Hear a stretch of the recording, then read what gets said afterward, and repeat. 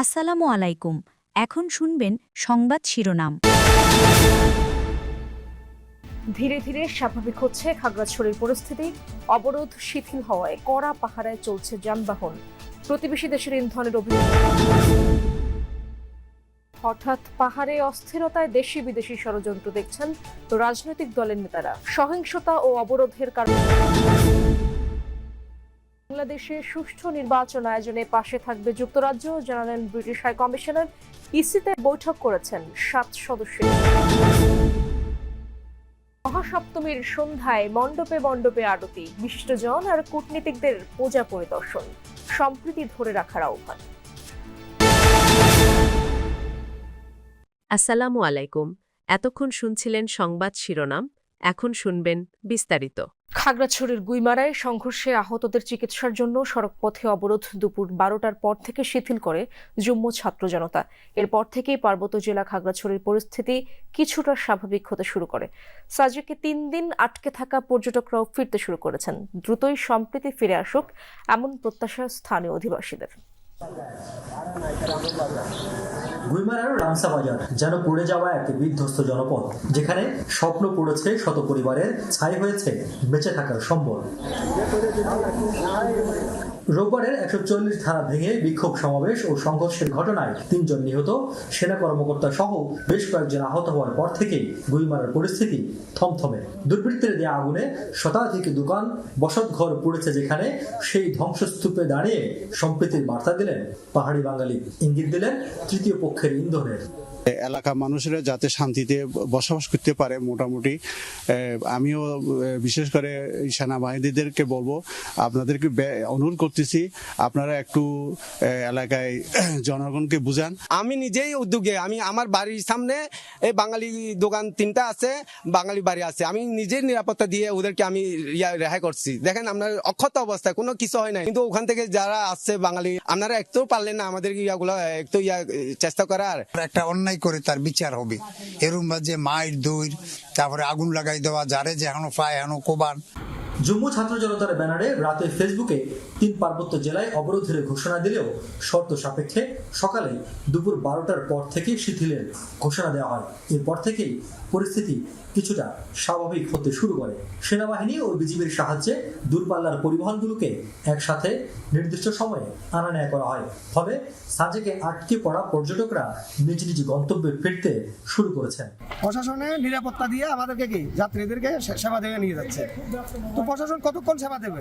সেনাবাহিনীরা আমাদের প্রচন্ডভাবে সহযোগিতা করেছে, যার কারণে এখন তাদের ভরসায় আমরা এখন রওনা দিয়েছি ঢাকার উদ্দেশ্যে। আর্মি আমাদেরকে হেল্প করছে এখান থেকে বের হইতে, আর এখন আর কিছুক্ষণ পরে আমরা বাসায় যাব। সব অবরোধের কারণে বন্ধ হয়ে গেছে এবং তারপরের দিনই কার্ফিউ চালু ছিল, আমরা সাজেকে যেতে পারিনি। পরিস্থিতি পুরোপুরি শান্ত না হওয়া পর্যন্ত 144 ধারা বলবৎ থাকবে বলে জানিয়েছে জেলা প্রশাসন। পরিস্থিতি শান্ত হলে আমরা এটা দেখে নিব, আমরা বিচার বিবেচনা করে সিদ্ধান্ত নিব। এখন পর্যন্ত আমরা নিয়ন্ত্রণে আছি।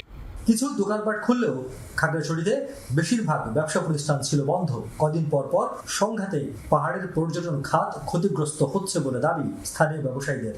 এই ধরনের ঘটনা ঘটলে পর্যটকদের উপরে প্রভাব ফেলে এবং পর্যটন খাতের উপরে প্রভাব পড়ে, যা অর্থনৈতিকভাবে ক্ষতিগ্রস্ত। বিভেদ ভুলে সবুজ পাহাড়ে দ্রুতই সম্প্রীতি ফিরে আসুক এমন প্রত্যাশা স্থানীয় অধিবাসীদের।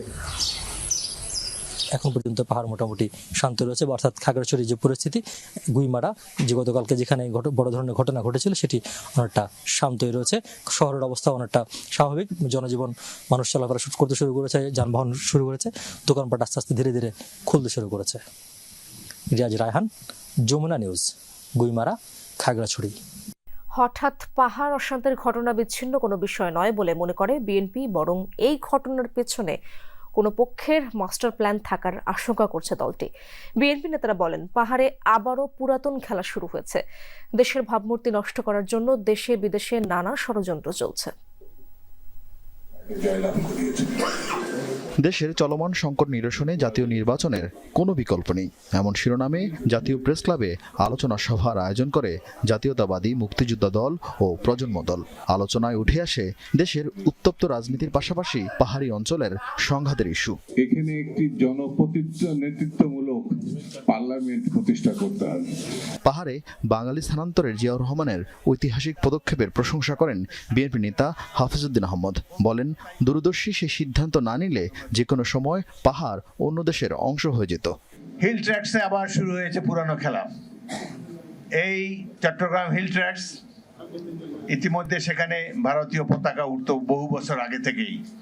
কেবলমাত্র শহীদ রাষ্ট্রপতি জিয়াউর রহমান তিনি সেখানে বাঙালিদেরকে পাহাড়ি এলাকায় পুনর্বাসিত হওয়ার কামলে জনসংখ্যার মধ্যে একটা ব্যালেন্স এসেছে, যার জন্য এখন আর তারা ভারতের পক্ষে স্বাধীনতা ঘোষণা করতে পারছে না। এই জন্য শহীদ জিয়াউর রহমান ইতিহাসে অমর হয়ে থাকবেন। তিনি বাংলাদেশের অখণ্ডতাকে রক্ষা করেছেন। নয়াপল্টনে সাংবাদিকদের সাথে আলাপে আরেক বিএনপি নেতা রিজভী আহমেদ হঠাৎ পাহাড়ে সংঘাতময় পরিস্থিতির পেছনে নানামুখী ষড়যন্ত্রের অভিযোগ তোলেন। পাহাড়ে হঠাৎ করে এই সমস্ত বিষয়গুলো মানুষকে নানাভাবেই ভাবিয়ে তুলছে। প্রতিটি ঘটনার সাথে কোনো চক্র জড়িত আছে। দেশ বিরোধী যে সমস্ত কর্মকাণ্ড বা যে ধরনের কোনো মাস্টার প্ল্যান থেকে থাকে, অশুভ পরিকল্পনা থেকে থাকে, আমাদের প্রত্যেককে সেটা ব্যর্থ করতে হবে। প্রেস ক্লাবে আরেক অনুষ্ঠানে বিপ্লবী ওয়ার্কার্স পার্টি সাইফুল হক পাহাড় শান্ত করতে সরকারের দৃশ্যমান ভূমিকা না থাকায় সমালোচনা করেন। একটা সামাজিক নৈরাজ্য এখন দ্রুত ছড়িয়ে পড়ছে এবং এই সামাজিক নৈরাজ্য অচিরেই যদি এটাকে বন্ধ করা না যায়, একটা রাজনৈতিক নৈরাজ্যে এটা কিন্তু পর্যবসিত হবার ঝুঁকিটা কিন্তু বাড়ছে।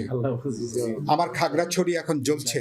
পার্বত্য অঞ্চলকে নিয়ে আমার দেশের ভেতরে আন্তর্জাতিকভাবে অনেক প্লেয়াররা তারা কিন্তু সক্রিয় আছেন। এছাড়াও নেতারা নির্বাচনের আগে দেশে অরাজকতা তৈরির জন্য দুই একটি রাজনৈতিক দলের সমালোচনা করেন। বলেন, বিদেশ থেকে আগত বুদ্ধিজীবীদের পরামর্শে পিআরের নামে উদ্ভট চিন্তা সামনে এনেছে তারা। আমরা কখনোই এটিকে সহ্য করব না। Arefin Shakil, Jamuna news, Dhaka.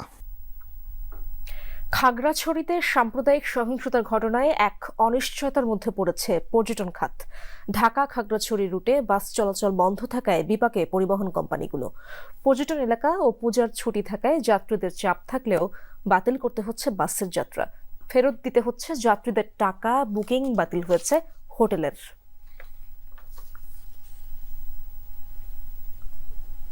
Imperial express Arambagh counter থেকে বলছিলাম। খাগড়াছড়িতে 144 ধারা জারির কারণে আপনার হচ্ছে গাড়িটা আজকে যাবে না। ইম্পেরিয়াল এক্সপ্রেস বাসের কর্মকর্তা নাজমুল হাসান ইমন গত দুদিন ধরে যাত্রীদের এভাবেই জানাচ্ছেন ঢাকা খাগড়াছড়ির যাত্রা বাতিলের সিদ্ধান্ত। লোকসান বলতে আপনার দেখা যাচ্ছে একটা গাড়িতে প্রায় 30টা সিট থাকে। দেখা যাচ্ছে গত পরশু দিনও গাড়ি অমিট করা লাগছে, যায়নি, তাদেরকে রিফান্ড করেছে। গতকালকেও যায়নি, তাদেরকে রিফান্ড করা হচ্ছে। আজকে যা আসবে দেখছে আশা গাড়ি অমিট করতে হচ্ছে। ম্যাক্সিমাম অনেক লস হচ্ছে এগুলো। ওনারা অনলাইনের সাথে নাম্বার দিয়ে দিচ্ছে, অনলাইন যোগাযোগ যে মাধ্যমে টিকিট মাধ্যমে টিকিট রিফান্ড পেয়ে যাচ্ছে। ইম্পেরিয়াল বাসের মতো রাজধানীর আরামবাগের শ্যামলী পরিবহনেরও একই অবস্থা, যাত্রা বাতিল, তাই রিফান্ড করতে হচ্ছে টিকিটের টাকা। গতকালকে আমরা ফোন দিয়েছি যে আমাদের গাড়িটা বন্ধ আছে, আমরা গাড়িটা ছাড়ছি না। তখন উনি বলল যে ঠিক আছে, সমস্যা নাই, যেহেতু আপনাদের গাড়ি ছাড়বেন না তাহলে আমাদের টাকাটা রিফান্ড করে দেন। তো উনি এই যে মাত্র আপনাদের সামনে আসলো, আসার পরে যে টিকিটটা দিয়ে গেলো, আমি এই যে আপনাদের সামনে ওনাকে রিফান্ড করে দিলাম। 14,000 টাকা আপ ডাউন, 14,000 টাকার টিকিট।